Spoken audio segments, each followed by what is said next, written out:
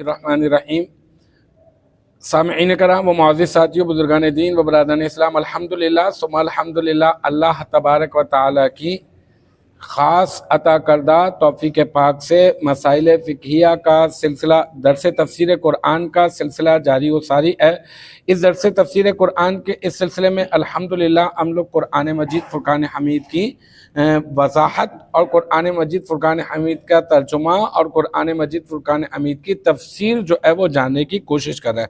ابھی تک تقریباً ہماری آیت با آیت تو تفسیر کا سلسلہ شروع نہیں ہوا، لیکن یہ کہ تفسیر کے متعلق چند اہم ضروری باتیں ہیں جو ہم لوگوں کو پہلے جو ہے وہ جاننا بہت ضروری ہے، تاکہ یہ کہ ہم لوگوں کی آسانی سے جو ہے وہ تفسیر جو ہے وہ سمجھ میں آ سکے۔ تو ابھی ہمارا وہی سلسلہ چل رہا ہے۔ آج جو ہے ہمارا جو موضوع ہے وہ تفسیر اور تعویل میں فرق ہے، ٹھیک ہے۔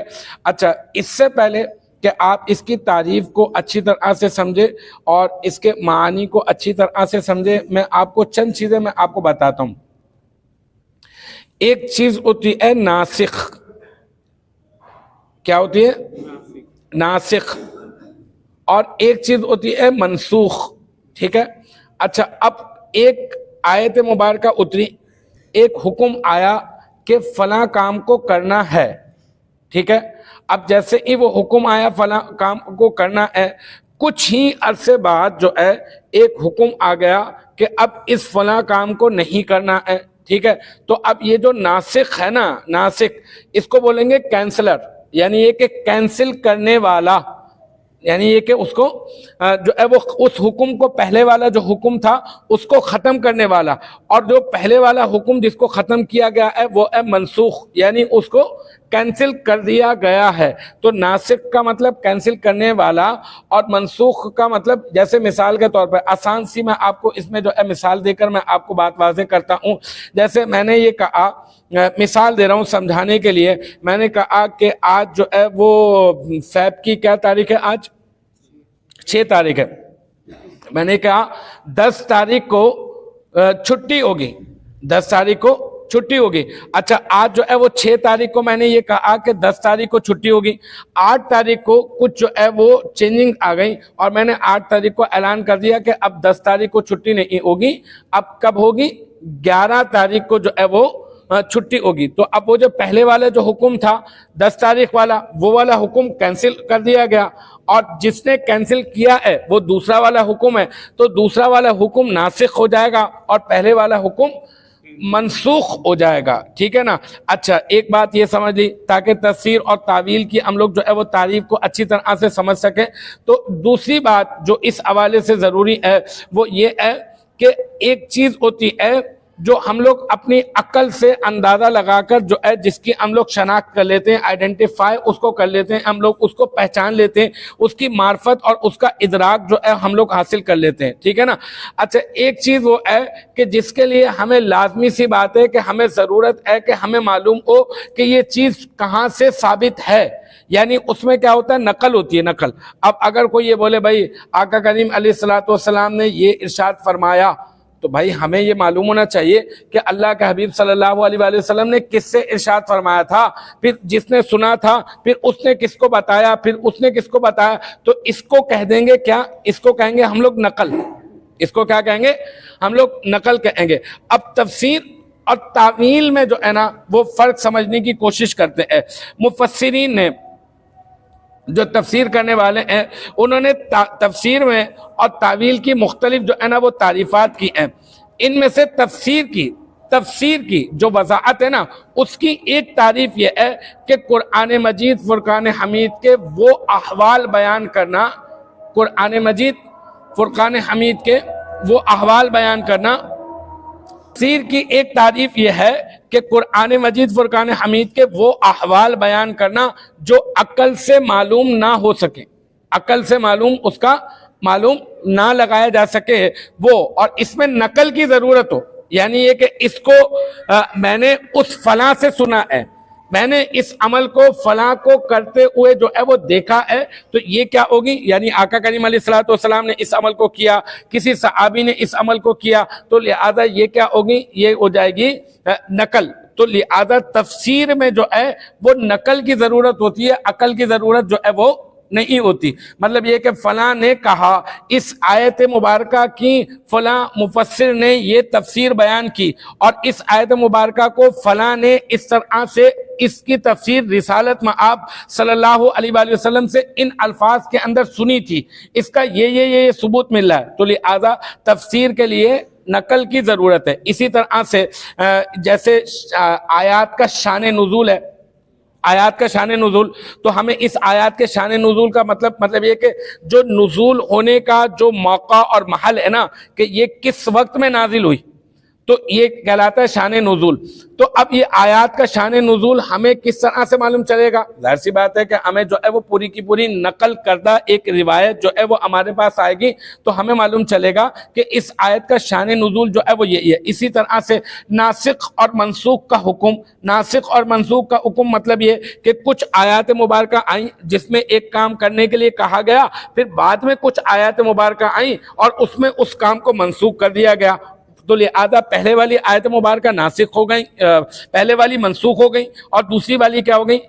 ناسخ ہو گئیں. اسی طرح سے ایسا بھی ہو سکتا ہے کہ کسی کام کے لیے پہلے منع کیا گیا ہو, کہا یہ والا کام نہیں کرنا, اور پھر بعد میں حکم دیا گیا ہو یہ والا کام کر لیں, تو پھر بھی ناسخ اور منسوخ کا جو ہے وہ حکم لگے گا. تو المختصر یہ کہ ناسخ اور منسوخ کا حکم, اور جس طرح سے آیت مبارکہ کا شان نزول, یہ کیا ہے؟ یہ تفسیر میں نقل سے جو ہے وہ ہمارے پاس ثابت ہوگا. اسی طرح سے اگر ہم بات کریں تعویل قرآن, قرآن پاک کی تعویل کا عام سا معنی یہ ہے کہ جو اصل مراد ہو نا, اصل مراد, اس اصل مراد سے ہٹ کر جو ہے وہ کوئی اور مراد لے لینا, اصل مراد سے, اصل معنی سے ہٹ کر. جیسے ہم لوگ قرآن پاک میں کہتے ہیں اللہ تعالیٰ نے ارشاد فرمایا ید اللہ, اللہ کا ہاتھ, تو اللہ کا ہاتھ تو نہیں ہے. اگر ہم لوگوں نے اللہ کا ہاتھ تسلیم کر لیا, اگر مان لیا, اگر سپوز کریں, اگر ہم لوگ تسلیم کر لیں, تو اس کا مطلب اگر ہاتھ ہوگا تو پھر جسم بھی ہوگا, ہے نا, اور پھر جسم ہوگا تو اس کا مطلب اور بھی اعضاء ہوں گے, اور اگر اور بھی اعضاء اگر ہم لوگ مان لیتے ہیں تو اس کا مطلب ہم لوگ مانتے ہیں کہ اللہ تبارک و تعالیٰ جو ہے وہ ایک مقام پر جو ہے وہ اس کا جو ہے وہ ایک ایریا اور ایک حجم ہے باقاعدہ طور پر, اور اگر مان لیا تو اس کا مطلب ہمیں وجود ماننا پڑے گا, اور اگر ہم نے وجود مان لیا تو اس کا مطلب اللہ تعالیٰ کو ایک جگہ پر ہی ماننا پڑے گا کہ وہ اس جگہ پر ہے, لیکن اللہ تعالیٰ تو اپنے علم سے جو ہے وہ ہر جگہ پر جو ہے وہ موجود ہے. تو لہذا اسی وجہ سے, اور وہ ہاتھ سے, کان سے, اور جو ہے وہ پیر سے, زبان سے, ان تمام کی تمام چیزوں سے کیا ہے وہ پاک ہے, اس کا ہم لوگ عقل بھی ادراک جو ہے وہ کر ہی نہیں سکتی. تو لہذا اب ید اللہ کا مطلب کیا لیں گے؟ ید اللہ, اللہ کا ہاتھ, تو اللہ کا ہاتھ, اللہ کے ہاتھ سے مراد یہ کہ اللہ تبارک و تعالیٰ کا دستے قدرت, یعنی یہ کہ وہ کتنے اختیارات ہیں اس کے پاس, وہ کس قدر قادر ہے کہ وہ فلاں کام کو بھی کر سکتا ہے, وہ فلاں کام کو بھی کر سکتا ہے, وہ فلاں کام کو بھی کر سکتا ہے. اسی طرح سے ایک قرآن پاک میں استعمال ہوا لفظ وجہ اللہ. وجہ اللہ کا معنی وجہون کہتے ہیں چہرے کو, اور وجہ اللہ کا معنی اللہ کا چہرہ. تو بھائی اللہ کا چہرہ تو نہیں ہے نا, اللہ کا چہرہ ہم تو نہیں مان سکتے, لیکن قرآن پاک میں تو آیا کہ اللہ کا چہرہ. تو اب ہم لوگ اس کا یہ والا ترجمہ نہیں لیں گے, بلکہ اس کا ترجمہ جو ہے وہ تعویل سے ثابت یہ ہو رہا ہے جو علماء کرام نے کی اور مفسرین نے جو اس کی تعویل کی, وہ یہ کی کہ اس سے مراد یہ ہے کہ اللہ تبارک و تعالیٰ کا توجہ فرمانا, اللہ تعالیٰ کے کسی طرف جو ہے وہ نگاہ جو ہے وہ فرمانا. تو اس کا مطلب جو ہے وہ یہ ہے. تو المختصر یہ کہ تفسیر جو ہے وہ تو جو ہے وہ رائے سے, اپنی رائے سے جو ہے وہ جائز نہیں ہے, لیکن تعویل جو ہے وہ رائے سے جائز ہے. لیکن یہ رائے کون دے گا؟ ایسا نہیں کہ کوئی بھی بولے بھائی میرے کو یہ لگ رہا ہے کہ اس آیت مبارکہ کے اندر یہ جو لفظ استعمال ہوا ہے اس کا مطلب یہ ہوگا. نہیں, ایسا نہیں ہو سکتا, بلکہ یہ کہ یہ اہل علم کا کام ہے, یہ اہل علم ہی جو ہے نا وہ اس کام کو کریں گے. اچھا, ایک اور کام کی بات میں آپ کو بتا دوں کہ مفسر ہر کوئی ایسا نہیں کہ آپ نے دیکھا کہ کسی پیر صاحب کو وہ بیٹھے ہوئے تھے اپنے جو ہے وہ مسند کے اوپر, اور جو ہے وہ لمبے لمبے انہوں نے جو ہے وہ بال رکھے ہوئے ہیں, اور کئی ساری انگوٹھیاں جو ہے وہ ہاتھ کے اندر جو ہے وہ پہنی ہوئی ہیں, اور جو ہے نا وہ داڑھی ان کی بڑی ہوئی ہے, مونچھیں ان کی بڑی ہوئی ہیں, اور بس وہ اپنے فرمان جو ہے نا وہ جاری کیے جا رہے ہیں. اور شریعت مطہرہ کے اندر جبکہ ایک انگوٹھی, صرف اور صرف آپ ایک وقت میں ایک ہی انگوٹھی پہن سکتے ہیں, اور وہ بھی صرف اور کیا چاندی کی انگوٹھی جو ہے وہ پہننا جو ہے وہ جائز ہے, اور اس کا بھی جو ہے وہ ایک مقررہ جو ہے نا وہ وزن ہونا چاہیے کہ 4.5 ماشا جو ہے وہ تقریباً اتنا ہونا چاہیے. لیکن ہمارے ہاں پیر صاحبان ماشاءاللہ سے ہاتھوں کے اندر اتنی ساری انگوٹھیاں, اور مطلب یہ کہ ہمارے جو ہے وہ عوام کا حال یہ ہے کہ بس جو کئی دن سے نہایا نہیں نا, بس ہم اس سے پوچھتے ہیں بتاؤ بھائی ہمارے ہاں اولاد کب ہوگی. تو بھائی آپ اس سے جا کے پوچھ رہے ہیں کہ وہ کئی دن سے نہایا نہیں ہے, آپ اس سے جا کے پوچھ رہے ہیں ہمارے یہاں اولاد کیا ہوگی, تو پھر آپ کی عقل کو جو ہے نا وہ داد دینی چاہیے کہ آپ جو ہے وہ ایسے پیر سے جا کے پوچھ رہے ہیں. اسی طرح پیر صاحب جو ہے وہ بیٹھے ہوئے اور جو ہے وہ بس یوں ہلے آ رہے ہیں اور ایک دم جو ہے وہ ان کے اوپر خامہ کھا کے جو ہے نا بے وجہ کے جو ہے وہ ان کے اوپر وجد قسم کے جو ہے طاری ہوتے ہیں, اور پوری کی پوری محفل کے اندر جو ہے وہ ڈسٹربنس پیدا ہوتی ہے. اور پھر جو ہے نا ہوتی ہوگی ٹھیک ہے کچھ کہیں چند جگہ پر وجد کی کیفیات طاری ہوتی ہے, حالت غیر ہو جاتی ہے, انسان جو ہے وہ اللہ کے عشق میں جو ہے نا وہ بالکل جو ہے وہ مستغرق ہو جاتا ہے. ٹھیک ہے وہ بات ٹھیک ہے, کبھی ایسا ہو جاتا ہے, لیکن یہ کہ پھر اس کے بعد جو ہے وہ اپنی ہی مرضی سے کچھ قرآن مجید فرقان حمید کے تراجم کر دینا, تفسیر بیان کر دینا, کچھ مطالب بیان کر دینا, اور جو ہے نا وہ فضول کے اندر ایسی من گھڑت باتیں جو ہے وہ پیش کر دینا لوگوں کے سامنے. تو لہذا اس کے لیے ضروری ہے کہ اگر کوئی مفسر ہوگا نا تو اس کے لیے کوئی پڑھا لکھا آدمی جو ہے وہ ضروری ہونا چاہیے. اچھا پڑھا لکھا آدمی سے مراد یہ نہیں کہ اس نے بڑے بڑے ڈپلوماس کیے ہوئے ہوں اور بڑی بڑی ڈگریز موجود ہوں. جن علوم کے لیے مفسر کے لیے جو علوم جو ہے وہ ضروری ہے, علماء کرام نے جو ارشاد فرمائے وہ یہ ہے, لغت کا علم اس کو آنا چاہیے, یعنی زبان دانی کا جو ہے وہ علم ہے وہ اسے آنا چاہیے, بالخصوص عربی کا.